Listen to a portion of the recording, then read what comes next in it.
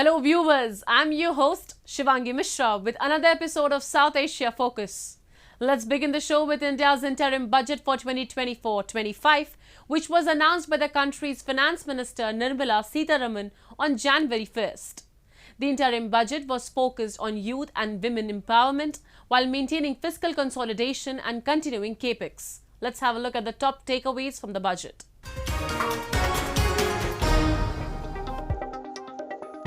India's Finance Minister Nirmala Sitharaman presented interim budget on February 1.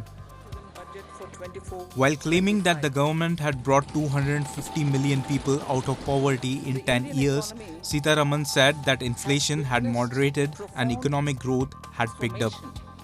In the last 10 years. In her interim budget speech, Finance Minister said that the next 5 years would see unprecedented economic growth in India. The government made no changes in taxation, and tax benefits for startups, investments made by sovereign wealth, pension funds were extended to March 2025. I appreciate the taxpayers for their continued support. The government has reduced and rationalized tax rates.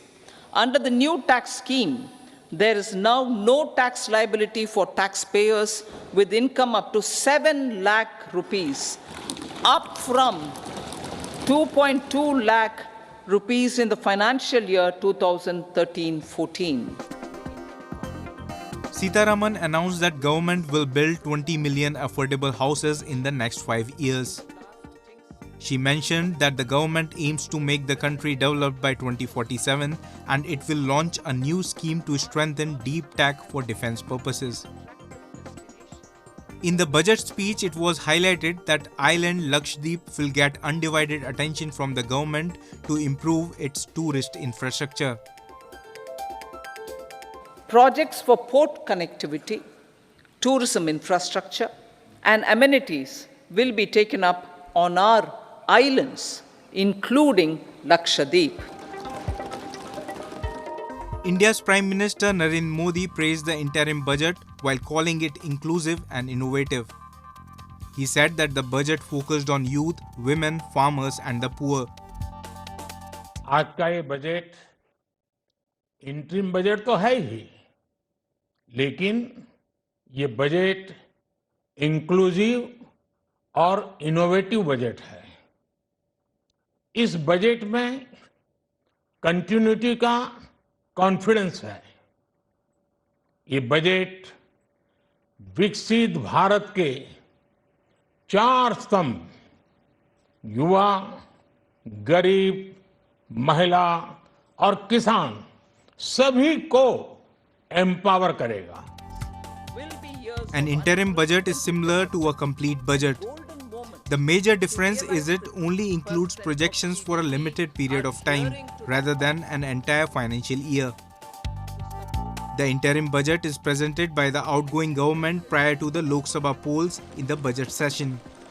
The comprehensive budget is then presented by the new government after winning the elections. Let's now move to Pakistan, where the former Prime Minister Imran Khan and his wife Bushra Bibi have been jailed for 14 years. The couple were convicted of illegally profiting from the state gifts. It was the second sentence handed to Imran Khan in 2 days. Earlier, he was sentenced to 10 years for leaking classified state documents. In their statements and video messages, several PTI leaders criticized the trials by courts, terming it a mockery of the law. Take a look.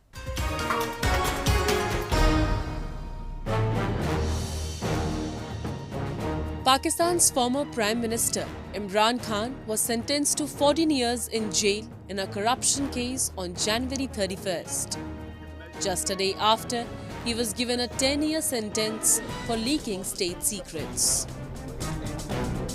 Khan's wife, Bushra Bibi, was also handed a 14-year sentence in Toshakhana case, which accused them both of illegally selling state gifts. The judge also banned them both from holding political office for 10 years. Earlier, a Pakistan court sentenced Khan to 10 years in jail for leaking state secrets. the hardest sentence the popular former Prime Minister and cricket superstar has received and announced just days before a general election. The special court found cricketer turned politician guilty of making public the contents of a secret cable sent by Pakistan's ambassador in Washington to the government in Islamabad. Former Foreign Minister Shah Mahmood Qureshi was also sentenced to 10 years in the same case. Khan had earlier been sentenced to 3 years in jail in a corruption case in August, which ruled him out of the public spotlight ahead of the February 8 elections. Slamming the court's decision, Imran Khan's party said the court verdict on leaking state secrets had broken records of injustice. आज साइपर case का जो decision आया है उससे नाइंसाफियों के record टूटे हैं। एक बोगस केस जिसको इस तरीके से चलाया गया कि उसमें पहले दिन अरेस्ट गैर आईनी गैर कानूनी तरीके से हुई, उसमें चार्ज गैर आईनी गैर कानूनी तरीके से हुई। इसमें हाई कोर्ट के 3 ऑर्डर मुतवातिर वायलेट हुए, जिसको बंद दरवाज़ों के अंदर प्रोसीड किया गया। In their statements and video messages, several PTI leaders criticized the trials by courts, terming it a mockery of the law. Meanwhile, PTI urged party supporters and candidates to remain calm as police detained supporters of the ex-Prime Minister outside Karachi's Sindh High Court, where they had arrived to seek pre-arrest bail. According to the authorities, the PTI workers were involved in a clash at Teen Talwar Monument in Karachi's Clifton. Advance में मैं फिर भी अपने सारे followers को, PTI के वर्करों को, सपोर्टरों को, कैंडिडेट को, अपने वेल विशर्स को कह रहा हूँ कि तहम्मुल और बर्दाश्त और मुश्तइल ना होना, मायूस ना होना। आपका कप्तान स्ट्रांग है, इंशाल्लाह वो स्ट्रांग रहेंगे, वो नहीं टूटेंगे। हमने इलेक्शन हर सूरत करवाना है, मुखालिफिन को इलेक्शन से भागने का मौका नहीं देना है। The fate of Imran Khan remains the central political question in Pakistan. The country's military kingmakers and oppositions are trying to keep Imran Khan out of power. As Pakistan approaches elections slated for February 8, Khan faces the biggest challenge of his political career. Khan was viewed as a fresh face among the more established political figures. The young voters who were fed up with the status quo were drawn to him as he pledged to rid politics of corruption. With the help of the influential military establishment, the public support and an anti-corruption manifesto, Khan was elected Prime Minister in 2018.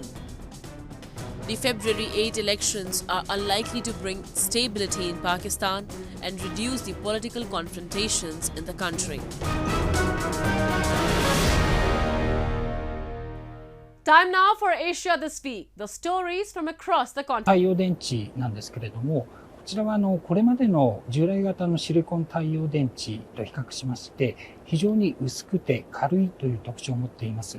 さらに加えてですね、曲げることもできるような電池になっておりまして、様々な場所へ設置ができるといった期待が持たれている次世代の太陽電池です。東京都は2030年までに再生可能エネルギーの利用割合を 50% 程度まで高めるということを目指しまして、様々な取り組みを行っております。多くの建物があるといった特色を生かして、この新しい技術、電池をですね、設置していくことができるだろうと。で、再生可能エネルギーのさらなる拡大につなげていけるといったところで非常に期待が大きいところでございます。These sushi experts walked around the world to teach the correct treatment of raw fish, keeping traditional sushi cooking in check.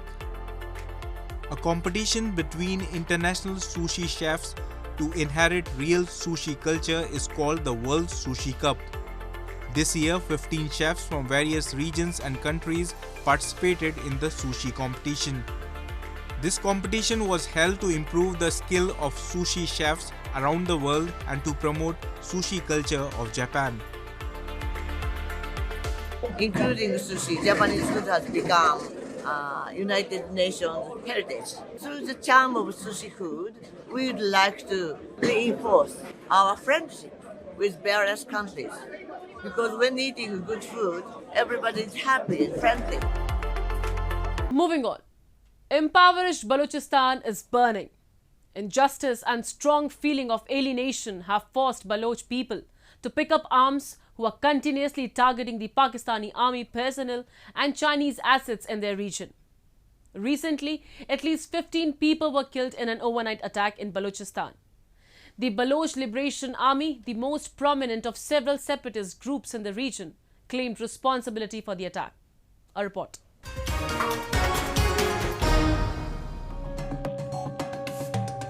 At least 15 people killed in an overnight attack in Pakistan's southwestern Balochistan province.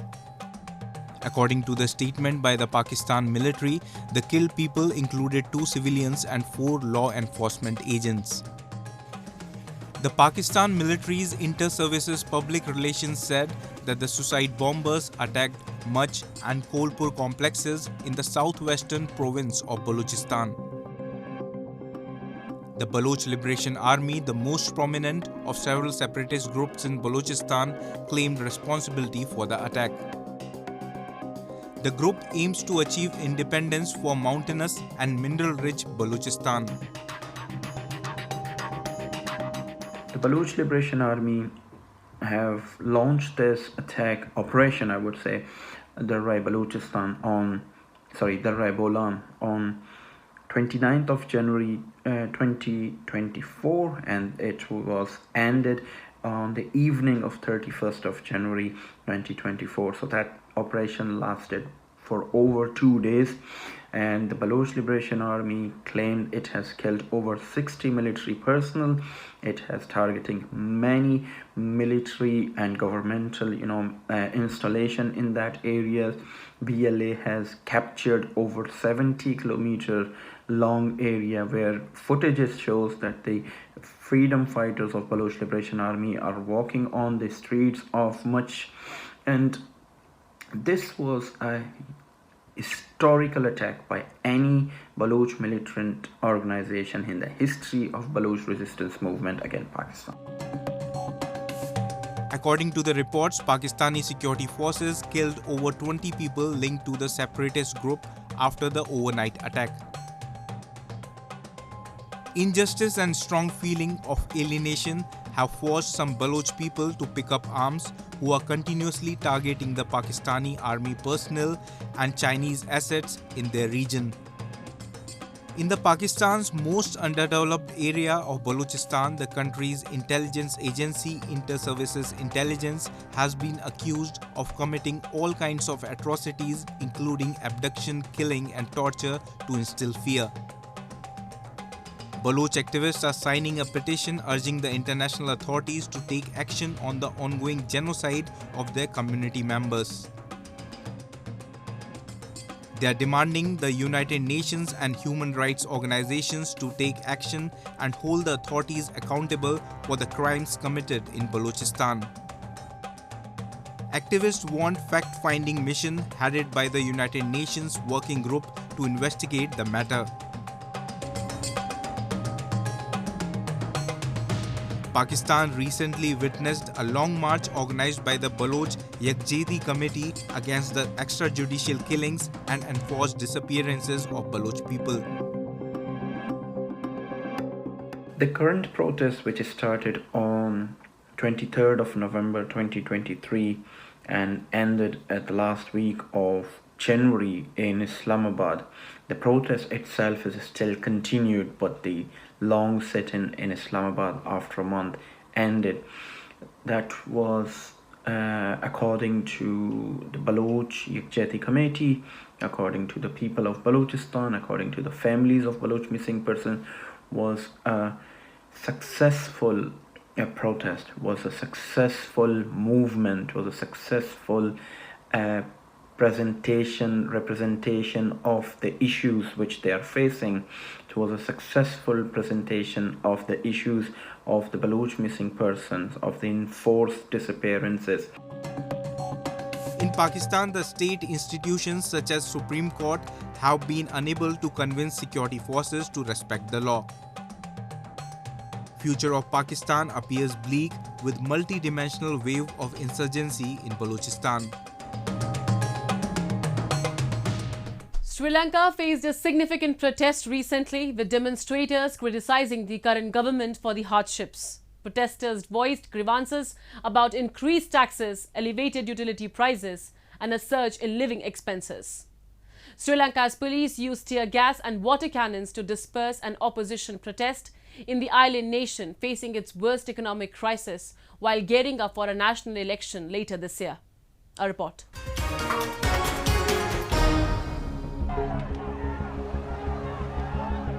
On January 30th, Sri Lanka's police fired tear gas and water cannons to disperse the protesters who were opposing the steep tax increase and economic crisis in Sri Lanka. An estimated 10,000 protesters joined the demonstration called by the main opposition United People's Power Party. Sri Lanka's opposition leader Sajid Premadasa joined the protesters and blasted the government for imposing the most inhuman pressure on the people and pushing 22 million people into starving. Earlier, at least 2 courts had prohibited protesters from marching along roads leading to vital buildings including the President's office, Finance Ministry and the Central Bank. Instead, 2 areas in the capital were assigned for the protest.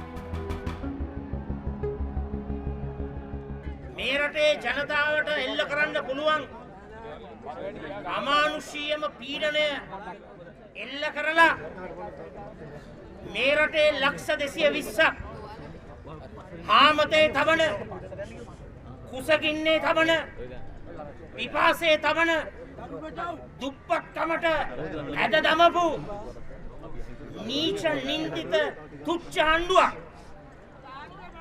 අපි කියනවා Ranil Rajapaksa හඬුවට අපි බය නැහැ. Sri Lanka is struggling to recover from the unprecedented economic crisis that hit the nation in 2022. The crisis, which was started due to several compounding factors, left a large population of Sri Lanka multidimensionally vulnerable. In November last year, Sri Lanka's Supreme Court ruled on the country's worst economic crisis since independence. The court ruled that former President Gotabaya Rajapaksa and his brother, former Prime Minister Mahinda Rajapaksa, and several other government officials were guilty of mishandling the economy. The top court held that the respondents violated the public trust and fundamental rights of the petitioners. The common people in the island nation had called the court's ruling a right decision, but they had expressed their desire to see more actions against the culprits. අධිකරණයෙන් දීපු තීන්දුව මහ ජනතාව පැත්තෙන් හරිම තීන්දුවක් දීලා තියෙන්නේ. ඇත්තටම හැබැයි මේක තීන්දුව දීලා තියෙන්නේ මේගොල්ලන් මේ වරද කරා කියන එකනේ. හැබැයි මහ ජනතාව බලාපොරොත්තු වෙන්නේ ඒක විතරක් නෙවෙයි. මහ ජනතාව බලාපොරොත්තු වෙනවා මේ ආර්ථිකයේ වට්ටපු මිනිස්සුකින් මේක ආයිපාරක් ඒගොල්ලන්ට දනුවම් දීලා හරි කමන්නේ ඒගොල්ලන්ගේ ළඟ තියෙන සල්ලි වලින් හරි කමන්නේ මේ කරපු වරද නිවැරදි කරලා දෙන්න ඕනේ. Sri Lanka faces huge challenges to achieve economic stability in 2024. At the start of the year, the island nation raised its value-added tax to 18% from 15% to meet revenue targets under the 4-year $2.9 billion IMF program. That could spark a renewed rise in Sri Lanka's key inflation rate, which had eased to 4% at the end of 2023 from a high of 70% in September 2022. 2024 will be a critical year for Sri Lanka as it faces a challenging path towards a full economic recovery. And with that, we come to the end of this week's episode. See you next week. Goodbye and take care.